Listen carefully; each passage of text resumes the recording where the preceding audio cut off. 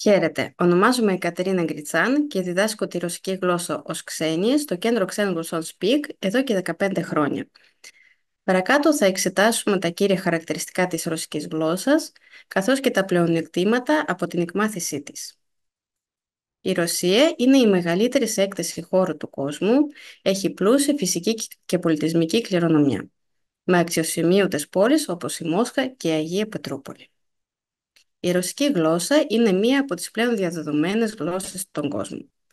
Ομιλείται περίπου από 258 εκατομμύριους ανθρώπους.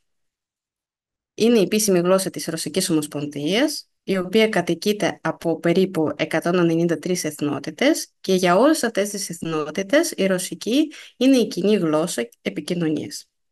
Επίσης, η ρωσική γλώσσα είναι μία από τις 6 επίσημες γλώσσες των Ηνωμένων Εθνών και χρησιμοποιείται ακόμα σε πολλές πρώην Σοβιετικές δημοκρατίες, όπως η Λευκορωσία, η Αρμενία, το Καζακστάν, η Γεωργία και η Ουκρανία. Η ρωσική γλώσσα ανήκει στην ομάδα των σλαβικών γλωσσών της Ινδοευρωπαϊκής οικογένειας. Στην γραφή χρησιμοποιείται το κυριλικό αλφάβητο με 33 γράμματα, τα οποία έχουν έντυπη μορφή, την οποία βλέπουμε στα βιβλία, και τους καλλιγραφικούς χαρακτήρες που χρησιμοποιούμε στα χειρόγραφα. Η γραμματική της ρωσικής γλώσσας είναι σύνθετη, διαθέτει το σύστημα των 6 πτώσεων και κλείσεων. Ως προς την προφορά υπάρχουν αρκετοί κανόνες τους οποίους πρέπει να μάθουν οι μαθητές.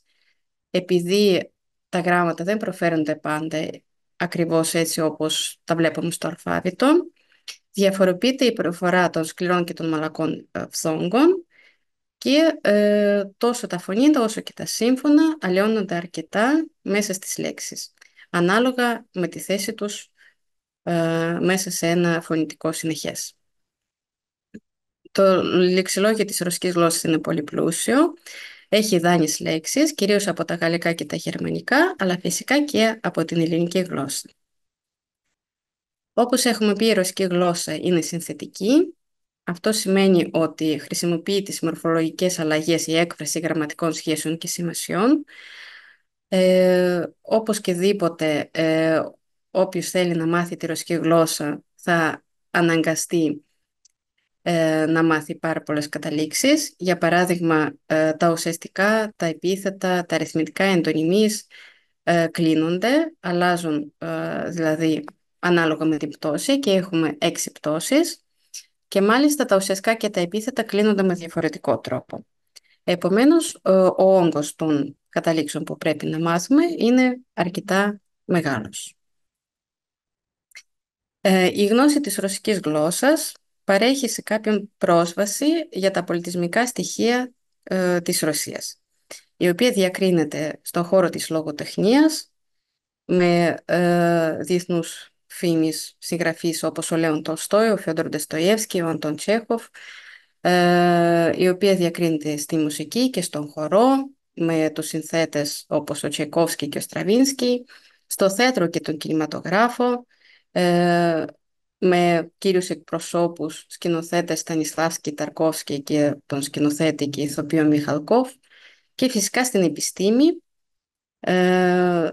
κυρίως στους κλάδους της αεροδιαστημικής, της νανοτεχνολογίας, της μελέτης και της ανάπτυξης των εναλλακτικών πηγών ενέργειας και βιολογίας. Ποια είναι λοιπόν τα ωφέλη της εκμάθησης της ρωσικής γλώσσας? Η Ρωσία είναι δυνατός παίκτης στην διεθνή σκηνή και γι' αυτόν τον λόγο είναι σημαντική γλώσσα που θα έπρεπε να μάθει κάποιος διπλωμάτης και που θα ήθελε να δραστηριοποιηθεί σε διεθνείς οργανισμούς. Επίσης, χάρη στην ισχυρή οικονομική ανάπτυξη, η ρωσική γλώσσα είναι πάρα πολύ σημαντική για τους εργαζόμενους, επειδή οι επιχειρήσεις πολύ συχνά αναζητούν προσωπικό που να γνωρίζει τη ρωσική γλώσσα. Η γνώση της ρωσικής γλώσσας επίσης παρέχει την πρόσβαση στην επιστήμη και στην τεχνολογία σε πάρα πολλούς κλάδους, όπως είναι η μηχανική, η φυσική, η πληροφορική, η αεροδιαστημική, η βιοτεχνολογία, η κλιματολογία, η ενέργεια, η γενετική και πολλοί άλλοι. Φυσικά, γνωρίζοντας μια γλώσσα, έχουμε και πρόσβαση στον πολιτισμό της χώρας, τη γλώσσα της οποίας μαθαίνουμε, και έτσι καταλαβαίνουμε καλύτερα τη λογοτεχνία, τη μουσική, το θέατρο και πολλά άλλα πολιτισμικά στοιχεία.